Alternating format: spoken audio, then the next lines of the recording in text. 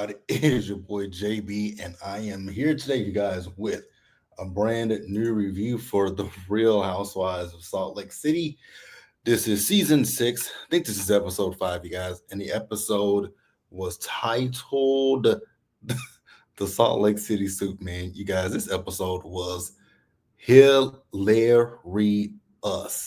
But before I do get into it, if you guys are watching this or any other video on the channel, if you guys are not yet subscribed, then I need you guys to do me a solid favor and stop taking me on this date and then having me pay for it at the end of it. You guys know the routine.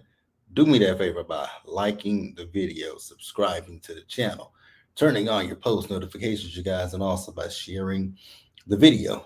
And with that out of the way, without further ado, you guys, let's just jump into this episode, shall we? What up, Chuck? How you doing today? Now, also, you guys, let me know what you guys thought about this episode. This episode was hilarious. No ifs, no ands, no buts about it for me. I cracked up laughing at this episode. So this episode, it all takes place in one setting. So Whitney is getting the girls together for a wine tasting, right? So we see that Mary is the first person to arrive to the wine tasting, right? So Mary in her interview is like, why do Whitney have us here? Like, does she know what happened here? So according to Mary, the man who lived here, he took him and his wife out. I think she said Christmas Day, and he did it in front of the dog. And this woman said the dog ain't been the same since. I said, wait a minute, the dog ain't been the same since, Mary. Y'all, that shit had me laughing when Mary said that dog ain't been the same since. I couldn't do nothing but laugh because it was funny. Like, Mary is comedic relief, and I think people are now starting to see that. But I said it season 1 of Salt Lake City, but people was like, Mary is this, Mary is that, Mary, Mary, Mary. I was like, Mary is funny. So then, now what I will say is, Bronwyn, I don't know what that outfit was that you had on, but okay, girlfriend, you had on an interesting looking outfit. Then Meredith's outfit, whatever that was Meredith had on, it had Angie and Mary cracking up. Like they were too done with Meredith's outfit. Because Mary was like, it looks like a disease. I said, not a disease. Heather was first wearing that 4-year-old dress. With Heather's just a big disappointment for me. Oh, that was Bronwyn's coat. It was ugly. It wasn't cute, Bronwyn. And I'm pretty sure it was a designer, but it just wasn't the cutest thing, right? So after that, Whitney told the girls that, she was going through old photos and videos. And, she got to thinking how she's not really happy because, when she was young, she was out there, being a carefree person, right? Because she was talking about how she got tattoos and piercings. And I was like, man, I remember them days, right? Because in my 20s, oh God, like I had my lip pierced at one point. I've had my lip pierced. I've had my nose pierced. How many times have I had my nose pierced? Twice on the same nostril, and then the one that I currently have. And then, y'all know I have tattoos. Chuck says, I wish Whitney and Brittany swapped outfits. I can't even remember what Brittany had on, because Brittany, I just don't pay too much attention to it. What does this look for, Chuck? Oh, because I said I had my lip pierced. Yeah, I had my lip pierced. So, and I'll tell you guys when I know exactly when it was. It was 2009. It was when Lil Wayne was going through that rocker era of his life, and he had his lip pierced. That's when I so when he got his lip when he had his lip pierced, I went and got mine done because I was like, oh, I like that. But I quickly took it out. That piercing didn't even last a whole year. I think that I had that lip piercing for about 6 months because I used to work for a bank too, and I couldn't wear it to work, so I would have to take it. So every day I went to work, I would have to take it out, and then I could put it back in when I got out for work. And I got sick of doing that, so I was like, you know what, just let it close because it didn't cost me that much money. I think it was like, it wasn't that much money to get it pierced, but you had that. And my nose, like I said, the nose has been done twice.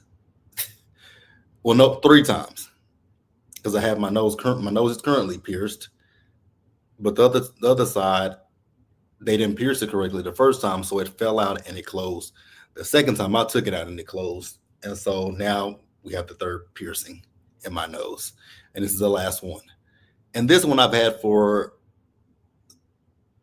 5 years because I got my nose pierced the last time the week before the lockdown happened for the pandemic, literally. So moving on. But yeah, Whitney says that she changed. Now. I'm not a Salt Lake City historian, so I can't tell you guys which season it was that Justin lost his job. But I do remember that season that he lost his job, and I feel like it was season.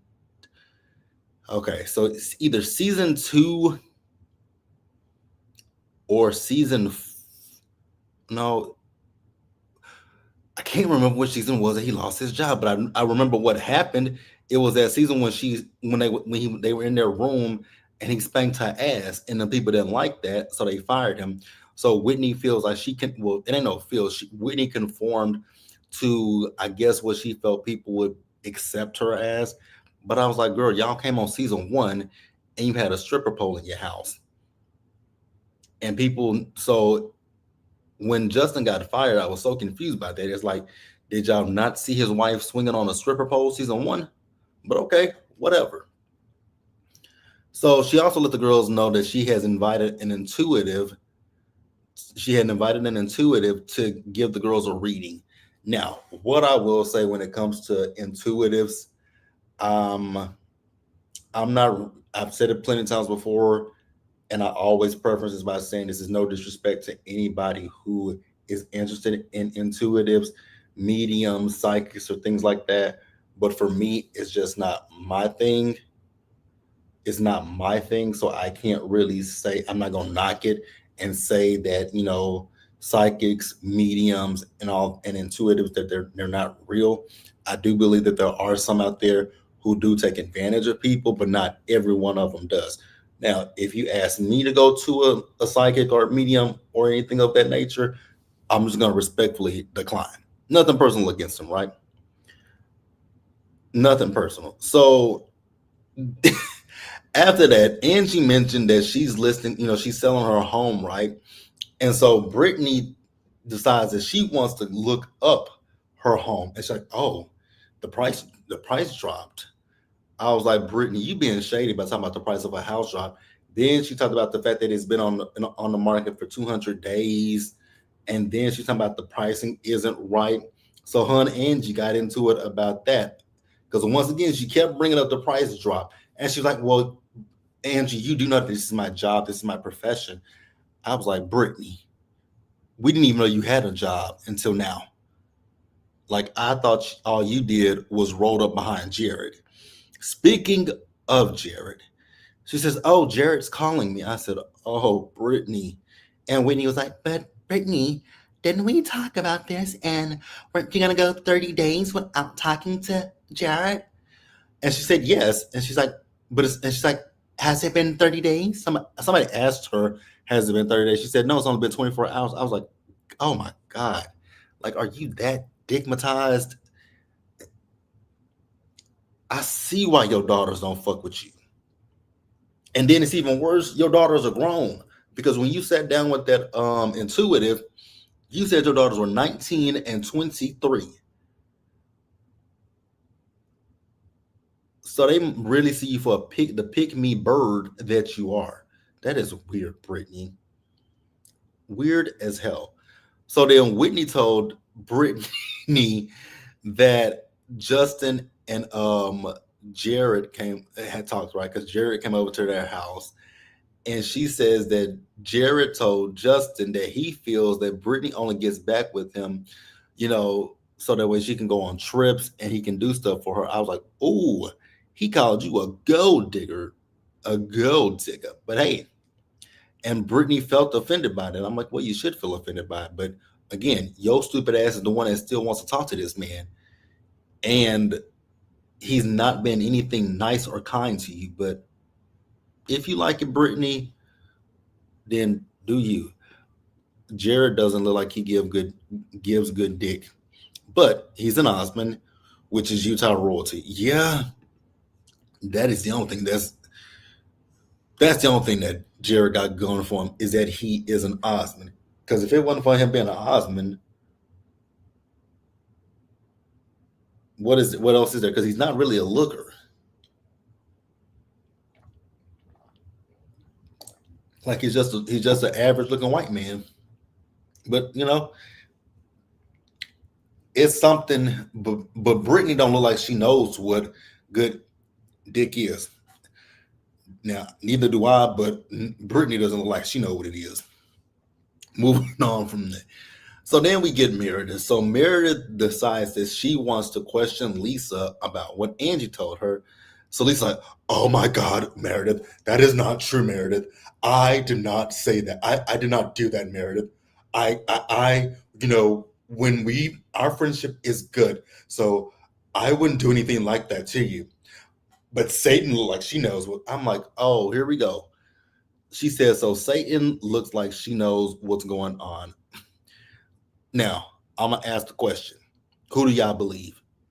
Do y'all believe Angie, or do you believe Lisa Barlow? For me personally, I believe Angie. I think Angie is telling the truth because Lisa has done this. Is Lisa's MO. Again, remember, she called Meredith a whore, and that was season 2, if I'm not mistaken, when she called her a whore. Season 2, she was talking to that man that went to Mary's church. Season 1, she called Heather the good time girl. Season 3, even though I didn't watch season 3, but I know what she said on social media. It was either season 3 or 4, or going into season 4. But she said that Jen Shaw's a racist. No, Jen called her a racist. Yeah, Jen called her a racist. Jen also tried to call Mary a racist, but neither here nor there. So yeah, Lisa, you've done things, and then last season you said that Angie's husband did circle jerks. You talked about Todd having gout dick. So this is your MO. Uh, you say Meredith trapped Lisa. Meredith used her attorney training. Angie is definitely telling. Yeah, I believe Angie. I don't believe shit that Lisa's saying. Like Lisa's sitting there lying. So then Angie read the text message that Lisa sent to her. You guys remember she said that Angie used somebody else's money to go on a trip to Greece. So Lisa said, "I'm sorry for using." I got to get my voice together for the. Lisa said that she used a voice text. I was like, "Okay, voice text, no text, whatever text. It's still a text message that you sent to Angie, but set yourself off, Lisa." So then Angie started throwing out her credit cards. This is my credit. This is my black card. This is my American Express. I was like, "Wait a minute, Angie. Why are you just throwing your credit cards on the table when you got a biz naive like Brittany over here that's been accused of using a man for his money? Why would you do that?" It kind of felt like she was trying to do the. If you guys watched Real Housewives of Miami, you guys remember season 5 of Miami, when Dr. Nicole slapped that damn black card down on the table in Alexia's face. Oh, and Alexia never saw for Dr. Nicole since then. Boy, I miss her. Hey, hey, Cajun, you come in peace, so I'm glad about that. Yeah, I saw Brittany trying to take that credit card. I was like, "Girl, if you don't put this credit card down now,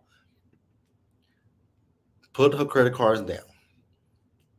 So then we see, so now this shit was funny to me because Angie said she wanted to pull Lisa's ears as tight as her surgeon did her facelift. I said, "Oh my god, not her facelift."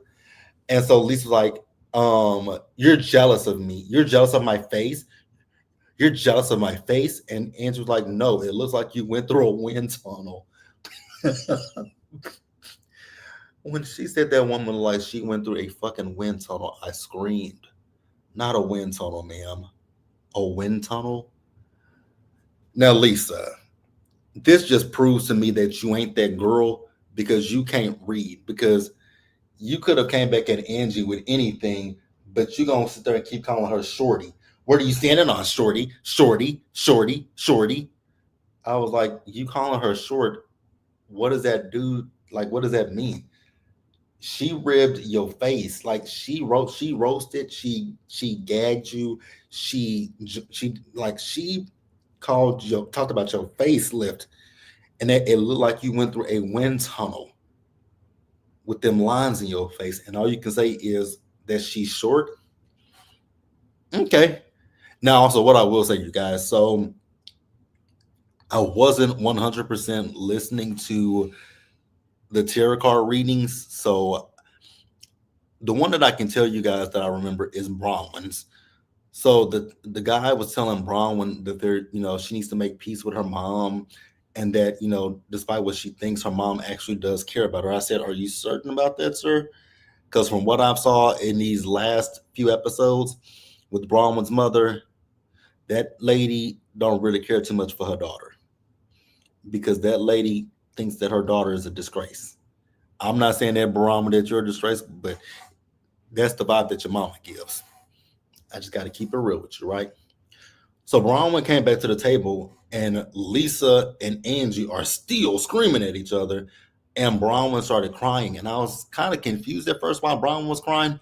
But then when she said talked about her mom, I was like, okay. She talked about her mom and her dad, and that's when she started. That's why she was crying.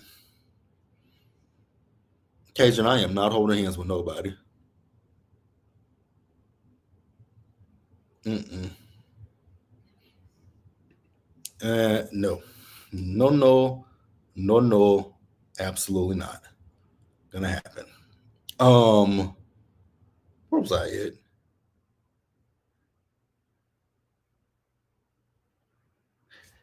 That's the problem, Chuck, is that her mama doesn't like her, but she needs Bronwyn. Ugh, I hate to see it, right? So Lisa and Angie, these two are still going back and forth with each other, right? And then Lisa mentioned something about a suit man, and everybody's like, suit man? What is a suit man? Who is a suit man? And Lisa never clarified what the suit man was, right? So at this point, now Heather, you kind of got on my nerves because you want to sit here in your interview, especially back when Meredith moved on from Lisa. You're like, oh, Angie's telling you this, but Lisa and her how she is, and you just let it go. Don't you do the same thing, Heather? Like, you do the exact same thing when it comes to Lisa. You don't call Lisa out.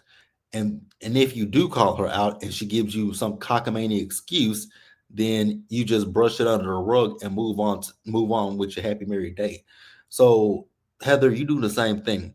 So the girls are calling Angie out, and I will say I do agree with them with what they're saying, because they said to Angie, like, Angie, when you were friends with Lisa and she was doing this stuff, you were cool with it. But now that you're not really cool with Lisa, you want to call the stuff out. So which one isn't? And I'm like, you know what? When you got a point, you got a point. And that's what I hate. Like, that's one thing that I don't like when it comes to people, when they are friends with people and they know that their friends do grimy, shisty, fucked up shit. They be cool with them in the moment, but then when it comes back and it bites them in the ass, then they want to call it out and be like, "Oh, you this, you that, you do this to people, right?" Like, I hate that stuff. That's why I'm not that kind of friend. If I have a problem with something that one of my friends are doing, then I'm gonna tell them. But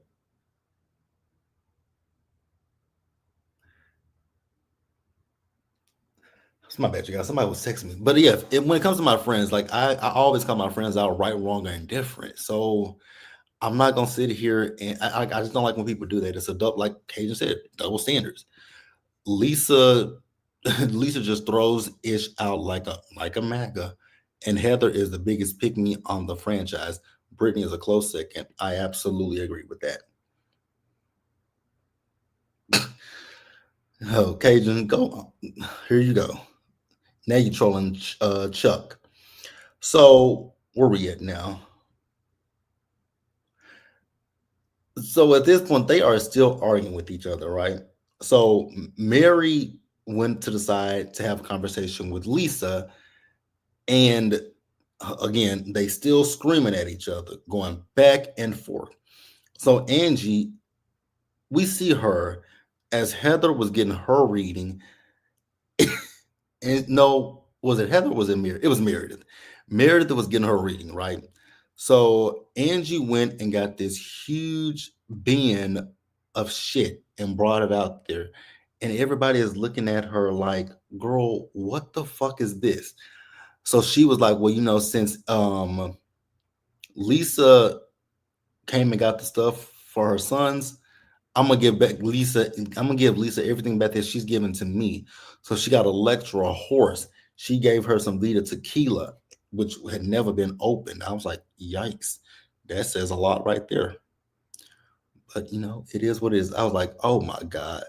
So then after Mary and Lisa had their conversation, they came back over, and Mary's like, what is this stuff right here?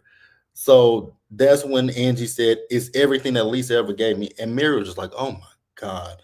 So she was trying to calm Angie down. And Angie says that you all go back to her. You all go back to her. Even you've gone back to her. You've gone back to her. You've gone back to her. And so Mary got offended by that and got pissed off and left. Mm. And I get where Mary's coming from, because Mary has never Mary has never really saw it for Lisa since season one. But I think where Mary is at now is, I think where Mary is at now, at least, is just like, we've gone back and forth with each other since season two.